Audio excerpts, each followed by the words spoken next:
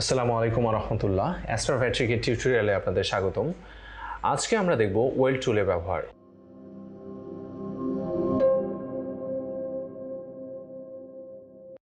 Well টুলগুলো আমার অনেক interesting টুল, আমার অনেক ফেভারিট টুল। সো ওয়েল্ড টুলগুলোর ব্যবহার দেখব। চলুন সফটওয়্যারের ভিতরে দেখলে এই যে দেখতে পাচ্ছি, এই যে এখানে যে টুলগুলো দেখতেছেন, এই তিনটা টুল 1, 2, 3, এই তিনটা টুলকে মূলত ওয়েল্ড টুল বলা হয় অ্যাস্ট্রোভেট্রিকে। বাট অন্যান্য সফটওয়্যারের ক্ষেত্রেও এই টুলগুলো অনেক বেশি কার্যকর টুল। কোনোটাতে বুলিয়ান বলে, কোনোটাতে হচ্ছে ওয়েল্ড বলে, কোনোটাতে লাইক একটাই এক এক রকম নাম, বাট ওই ঘুরে ফিরে কাজ একই। সো বুলিয়ান ক্যালকুলেশন করেই এটা আসলে এটা কাজ করে। যাক আমরা টেকনিক্যাল কথাবার্তায় না যাই, চলুন আমরা দেখি এটা কিভাবে কাজ করে। ফর এক্সাম্পল আমরা একটা ঘর তৈরি করব। এই যে ফাইন, আমি এরকম একটা চতুর্ভুজ নিলাম, কর্নার শার্প নেই, শার্প কর্নার চতুর্ভুজ নেই, অ্যান্ড দেন হচ্ছে ঘর করতে গেলে তো একটা ত্রিভুজের মতো লাগবে। সো এটা নেই, এটা তিনটা সাইড দেই, তিনটা সাইড হলে ত্রিভুজ হবে। তিনটা সাইড নিলাম, ওকে ফাইন, এরকমই ধরে নিলাম। দেন ডাবল ক্লিক করে এটাকে ডাবল ক্লিক করে পজিশন মতো বসাই দিয়ে, অলরাইট। এবার এটার সাথে আমরা অ্যালাইন টুলের ব্যবহার আগে শিখেছি। যারা অ্যালাইন টুলের ব্যবহার শিখেননি তারা অ্যালাইন টুলের ব্যবহারটি দেখে নেবেন। আর হচ্ছে আমরা টপে যদি অ্যালাইন করি, দেন হচ্ছে টপের দিকে অ্যালাইন হয়ে যাবে। অলরাইট, টপের দিকে অ্যালাইন হওয়ার পরে এটাকে জাস্ট এমনি সিম্পলি ধরে আমরা নিচের দিকে হালকা নিয়ে আসি বুলিয়ান অপারেশনটা কার্যকর করার জন্য। অলরাইট, এবার এই দুইটাকে সিলেক্ট করে যদি আমরা এই যে ওয়েল্ড টুলে এক্সকিউজ মি, যদি আমরা এটাতে ক্লিক করি, দেখেন আমরা যদি এটাতে ক্লিক করি তাহলে ওই যে মিডিলের অংশটা চলে যাবে এবং সাইডগুলোকে ওয়েল্ড করে ফেলবে। আমরা এটাতে ক্লিক করলাম, মিডিল অংশ চলে গেল এবং সাইডগুলোকে ওয়েল্ড করলো। আমরা আবার নোট মোডে এন প্রেস করে আমরা নোট মোডে যেতে পারি। যারা এই নোট মোডের কাজ শেখেননি তারা এই ভিডিওটা দেখে নিয়েন।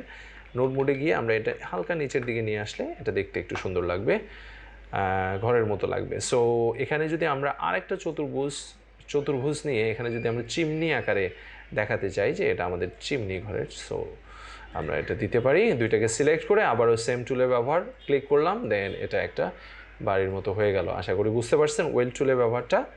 অ্যান্ড চলে আসি আরও দুই একটা কাজ দেখাই দিই, তাহলে আপনাদের জন্য ইজি হবে। এমন একটা শেপ নিলাম, নিয়ে হচ্ছে যদি আমরা লাইক সেন্টারে আসলাম, সেন্টারে এসে এমন করে নিলাম, নিয়ে এটাকে আমরা অলরাইট দুইটাকে সিলেক্ট করতে হবে, না হলে হবে না। সিলেক্ট করে ওয়েল্ড করলাম, দেন এটা এমন একটা শেপে রূপান্তরিত হলো। আচ্ছা, আমি আপনাদেরকে একটা ভালো আইডিয়া দিতে পারি। এটা হচ্ছে যারা প্র্যাকটিস করবেন, এই যে ওয়েল্ড টুলের ব্যবহারগুলো যারা প্র্যাকটিস করবেন তারা এখানে চলে আসবেন। এই যে নিচে দেখতেছেন না ড্রয়িং মোড, আমরা আপাতত কিন্তু ড্রয়িং মোডগুলোই শিখতেছি। তারপর মডেলিং, 3D মডেলিং যখন করবো তখন 3Dতে যাবো। আপনারা এই যে ক্লিপ আর্ট লেখাটা আছে না, ক্লিপ আর্ট লেখায় ক্লিক করবেন।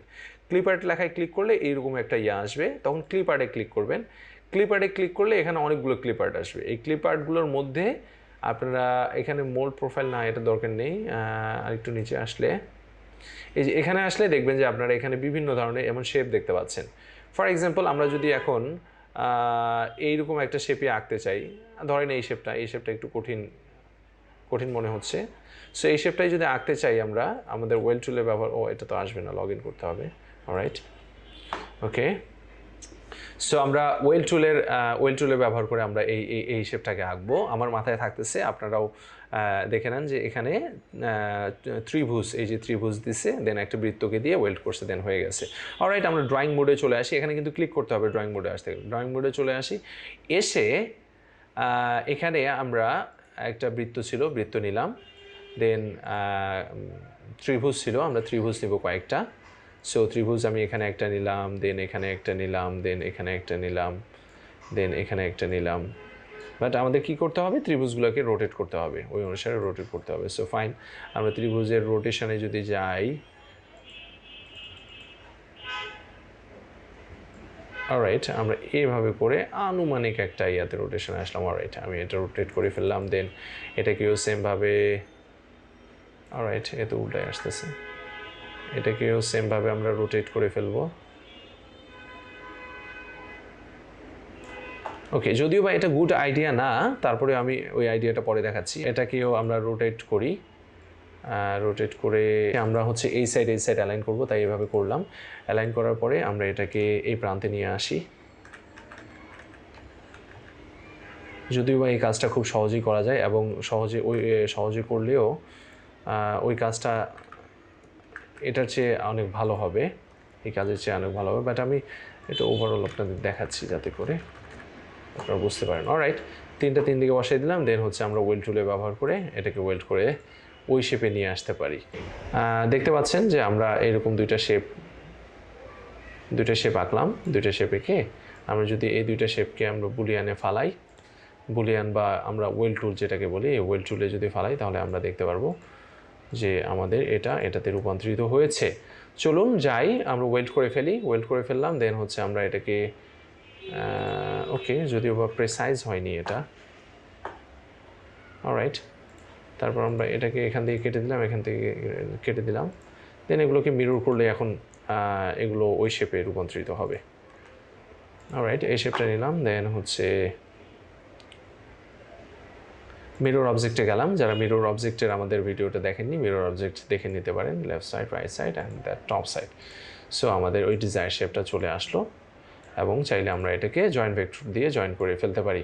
তো যারা নতুন, যারা করতেছেন, যারা প্র্যাকটিস করতে চান, তারা আসলে এটা এত কিছু বোঝানোর মেইন রিজনই হচ্ছে আপনাদের 2-1টা এঁকে দেখানো এবং আপনাদের বোঝানো যে এভাবে করে আপনারা এই শেপগুলো আঁকতে পারেন, বা এভাবে করে শেপগুলো আঁকার প্র্যাকটিস করলে আপনাদের জন্য এরকম শেপগুলোকে আঁকা বা এরকম ন্যামপ্লেট আঁকা খুব ইজি হবে এবং এই কাজটা করে আপনাদের নিজেদের কাছে ভালো লাগবে।